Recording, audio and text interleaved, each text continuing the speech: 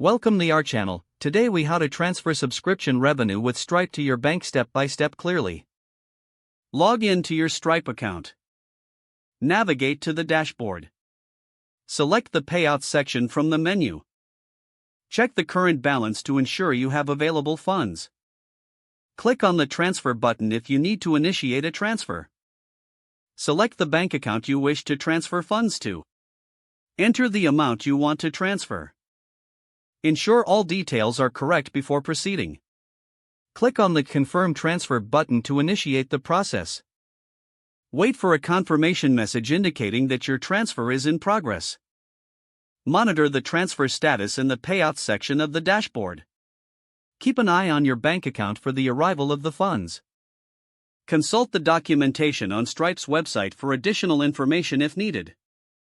Be aware that transfer times can vary based on your bank's processing schedule. For any issues, contact Stripe support for assistance. If the page does not load, refresh the browser or try again in a private or incognito window. Make sure you are using the correct email address, then retype it carefully to avoid small typos. If your password is not accepted, use the reset option and create a new strong password you can remember. Check your spam folder for verification or security emails, then complete any requested confirmation steps. Enable two-factor authentication if available to improve account security and reduce unauthorized access risk. After signing in, review your profile details so your contact information and settings are accurate and current. If you see an error message, note it down and try again after restarting your device and internet connection. Log out when you finish, especially on shared devices, to keep your account and payment information secure.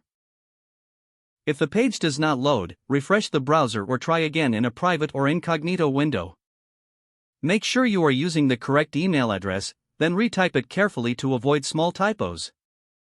If your password is not accepted, use the reset option and create a new strong password you can remember.